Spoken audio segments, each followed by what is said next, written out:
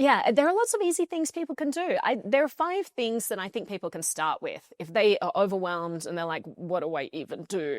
It seems overwhelming, right? There are all this data leakage. First of all, probably Messenger is the easiest one. So if you're using SMS, if you're using social media DMs, if you're using messaging apps that are not end-to-end encrypted, that's all just a digital trail you're creating. And companies are storing that information in databases attached to this permanent record of you that's being sold to data brokers and who knows whom. And governments are coming in and buying this. You're just creating unnecessary digital exhaust. So using an end-to-end encrypted messenger, I personally like Signal, but there are a lot of cool ones out there. Switching to that's a huge thing you can do for privacy. If you have something sensitive or personal or embarrassing, why would you want to create a permanent digital record when we have amazing tools that just allow you to opt out? So I'd say start with Messenger is a great thing. You and I connect on Messenger. That is the Signal. one part of your test that I passed because I've been on Signal Well, for some time. You're ahead of a large percentage of the curve then, so you're doing well. I would say the next area where you could probably look that's super easy is probably a browser, because a lot of people are going to use Chrome. They have the largest market share by far. And if you switch to something like, I personally like Brave, but there are other good browsers out there as well. If you switch to something like that, it's so similar to the Chrome experience, except it's actually even better, because every time you use Chrome, you are basically being attacked from all fronts by Google's ad machine, which means that you're taking up bandwidth with all of these ads to populate. Everything loads more slowly. You use Brave and they're going to block all of that. So your pages will load faster. You won't use as much bandwidth. And actually, when you go to their landing page, it gives you a tracker and it says how many hours you have saved thanks to all of this ad blocking software. It also means that if you're watching YouTube, if you use Brave, you don't get YouTube ads. A lot of people don't know that, but they block ads. And as part of that ad ecosystem, it blocks YouTube ads, which means that, you don't have to just be pulled into this manipulation machine that's been created. So browser is an easy one.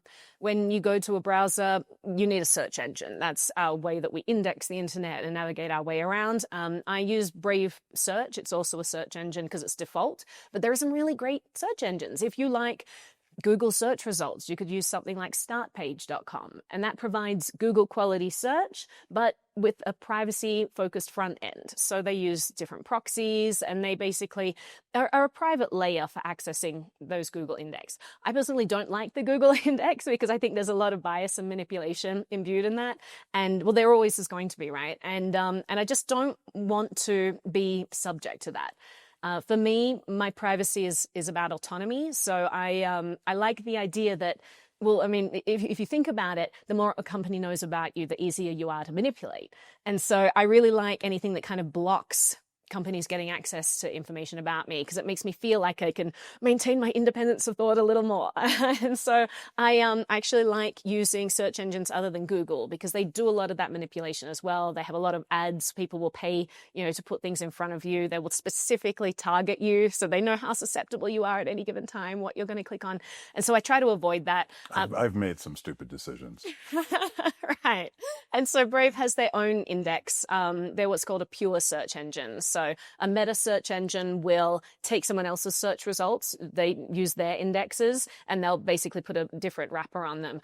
Brave has their own indexing tool. So I like to use that because I'm not going to be subject to the same biases. So those are the first 3. And I've downloaded Brave per your recommendation, and we also got to meet the founder, or you. Well, he's the head of privacy. Okay. So amazing privacy researcher Pete Snyder was in a panel earlier today just talking about how easy it is to track people in their browser. It is by far the most vulnerable part of your internet interaction. And there are so many ways that browsers are integrating surveillance into their mechanism. And so I really love when you see cutting edge technology that is user focused, not ad focused. You're no longer the product, you're the customer.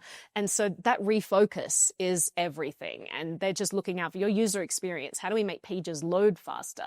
Not how do we get more ads in front of you to manipulate your worldview and get you to vote a certain way, or, hate certain people because you think they're hating you. Like it's just so nice to have that different perspective. So yeah, those 3 things to start. And then we start to get into email. everyone uses Gmail. They, again, have by far the largest market share. So Gmail is absolutely scanning all of your emails to and from your inbox, and they're analyzing that. They're adding that to a profile about you. And I asked the question in my workshop earlier, like, what kind of company is Google? You know, got all kinds of different answers. It's a tech company. It's a search engine. It's a browser. They make hardware, all this. Google is an ad company, and we need to remember that. So all these free tools we're getting from Google, what's their incentive to create them? Well, they're not going to, give us all this free software unless they're getting data from us. So all of these tools feed into, these tools that we think are free, feed into this mechanism where they're just aggregating profiles so that they can more easily target us with content. So the same goes for your Gmail. That free Gmail account that you have is really just a tool whereby you're selling your information in exchange for an inbox. I've opted out of that. I use Proton. There are also other email providers like Tutor that are very good, and it's really easy. So you could go into Proton. There's a single button that you can click that says import my entire Gmail history. It'll import all of your messages, and you can just use the Proton ecosystem there on forward. So it's just a simple way to get out of that data extracting environment. And for me, it's a principle thing, so I just don't want to feed that surveillance ecosystem anymore. I want to support the people who are building the privacy tools. So I pay for an account on Proton, and I love that I'm spending my money on this rather than, data that's kind of intangible and I don't quite know who's getting access to it or what they're using it for, and so it's shielded from my view, so I have the bliss of ignorance. I actually like just saying, no, let's have a transaction. I'm just going to spend $4 a month, on one of these things. And to reiterate, it's not just about getting a lot of annoying ads and them knowing your commercial habits. They're selling that data to the government. Yeah, that's what people don't realize. They think this is all about commercial enterprises. Why do I care if someone is trying to sell me a better pair of Nike sneakers? It's not about that. They are trying to get you to think in a certain way.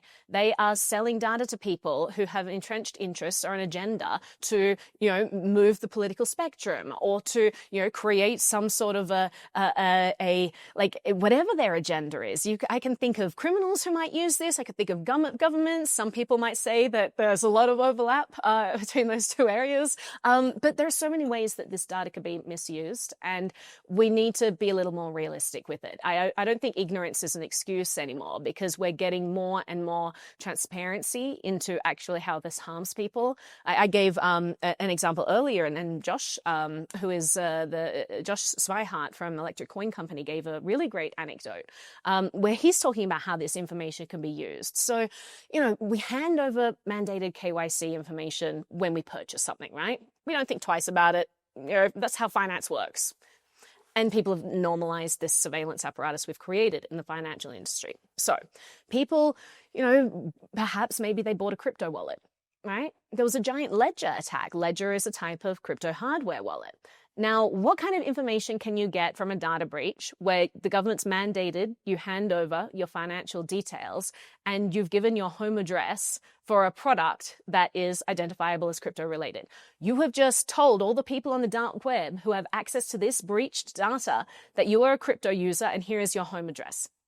So the response to that was just a wave of extortion attempts, kidnappings. There's so many things. Josh gave a personal story of a friend of his where they use databases like this. And this isn't the only one. Exchanges go through the same thing. If you sign up to one of these exchanges, and this is just the crypto space, you can apply this to anything. Maybe you buy gold. Maybe, you're in some sort of industry as lucrative, or people think they can extort you. What happened was criminals got access to this information that this person had crypto. They correlated it with financial data that was leaked in a different database, from financial transactions. And then they correlated it using unique identifiers like cell number and email with a running app that he was using. So they figured out every morning this guy runs this specific route around his home. And a gang of criminals followed him on this run and tried to kidnap him. right? That stuff is happening more and more, and it's not just the crypto space. It's actually across the board. That's just one example. But think about a woman who has had a violent ex-lover. Think about a police officer who has a vendetta and he's turned really corrupt. There are so many ways that all of this information can be misused, and we're just starting to get a glimpse into this abuse that happens when we mandate the collection and we normalize the collection of so much personal information. It's almost like humans are too good. Like, we have this good faith interaction with people, like, oh, I'm a good person, so I presume they're going to go do good things with this data. And we actually need to address the reality of the situation, which is we need to take more care of our choices and actually start to think about what kind of information we're allowing to be collected. It's probably naivete, not realizing that that's possible. Yeah. And that's kind of a creepy story to Absolutely. hear. And you're like, oh, okay.